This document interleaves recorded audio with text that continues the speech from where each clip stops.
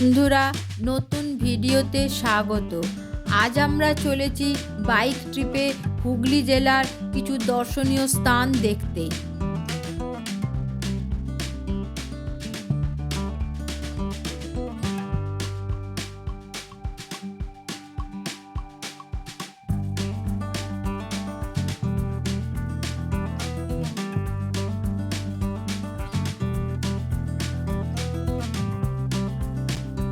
আমরা কৃষ্ণনগর থেকে রওনা হয়ে প্রথমেই পৌঁছালাম গুপ্তিপাড়ার ঘাটে।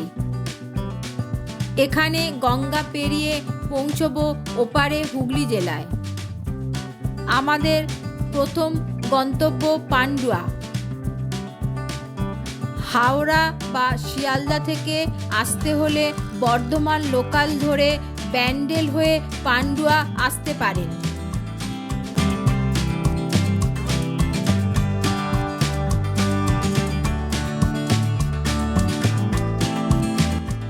আমরা খন্ডানে আসার পথে একটি হোটেলে লাঞ্চ করে নিলাম।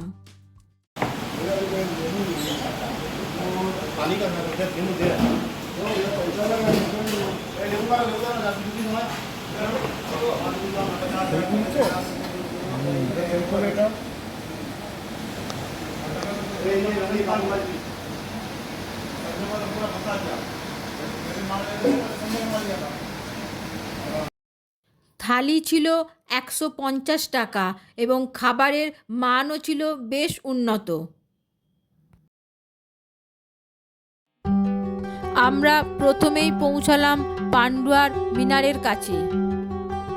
আগে এই অঞ্চল ছিল হিন্দু রাজাদের অধীনে। বলা হয় দিল্লির ফিরোজ শাহ তুগলকের আত্মীয় শাহ সুফিউদ্দিন হিন্দু রাজাকে পরাজিত করে এই স্তম্ভটি নির্মাণ করেছিলেন। 1477 সালে এটি বিজয় স্তম্ভ হিসাবে তিনি তৈরি করেন। তবে বর্তমানে মিনারটি বন্ধ রয়েছে, তাই বাইরে থেকে ছবি তুলতে হলো। মিনারটির উচ্চতা 125 ফিট।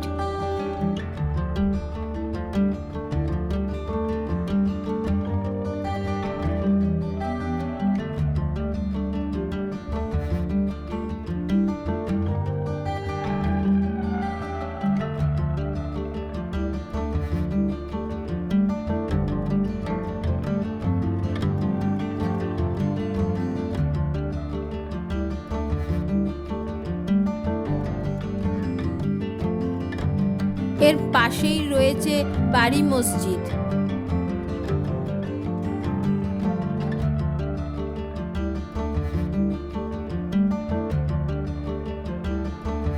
দেওয়ালে অনেক হিন্দু স্থাপত্য লক্ষ্য করা যায়।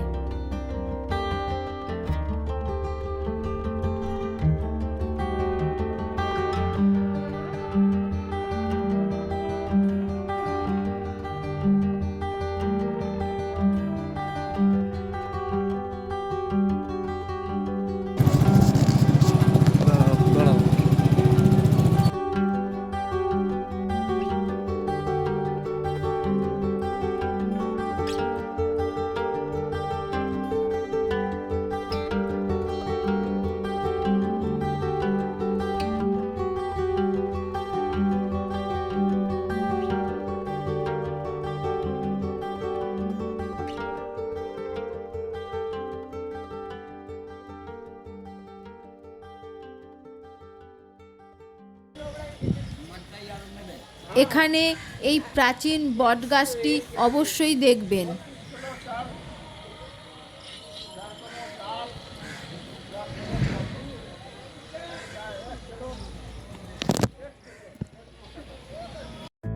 এরপর আমরা চললাম মহানাথ কালীবাড়ির উদ্দেশ্যে।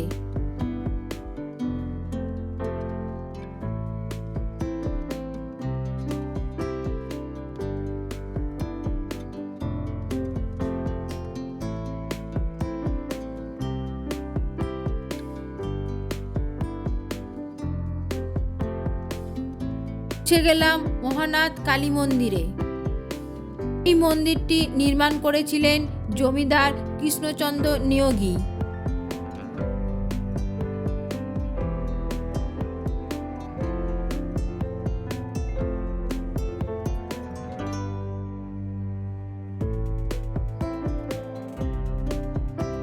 এরপর আমরা এলাম ইটাচুনার রাজবাড়িতে। তবে খন্নান স্টেশনে নেমে টোটো করেও এই রাজবাড়ি আসা যায়। তবে সাধারণ মানুষদের প্রবেশাধিকার থাকে বিকেল 4:30 থেকে 6:30 পর্যন্ত। তবে সেটা শুধুমাত্র রাধা মাধব মন্দির দর্শন করার জন্য। এই রাজবাড়িতে থাকতে হলে অনলাইনে বুকিং করে আসতে হবে। তখনই পুরো রাজবাড়ি দর্শনের সুযোগ পাওয়া যাবে। এই রাজবাড়িতে একদিনে দুজনের থাকা খাওয়ার খরচ 5,500 টাকার মতো। ডেসক্রিপশন বক্সে অনলাইন বুকিংয়ের লিঙ্ক দিয়ে দেব।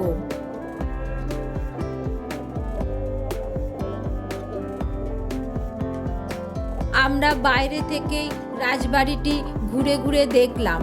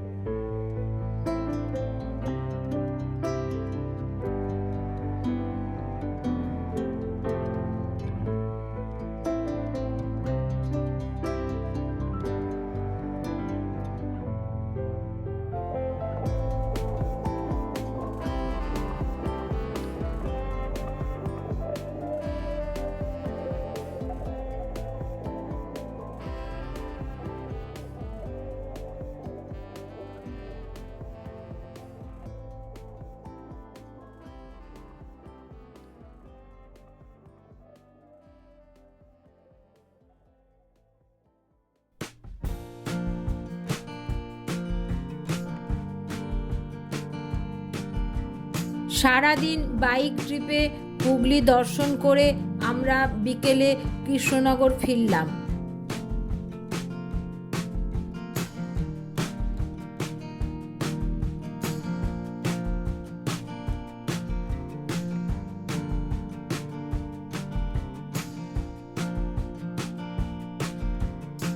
ভিডিওটি ভালো লাগলে চ্যানেলটিকে সাবস্ক্রাইব করবেন এবং লাইক দেবেন। আর হ্যাঁ, কমেন্ট করতে ভুলবেন না।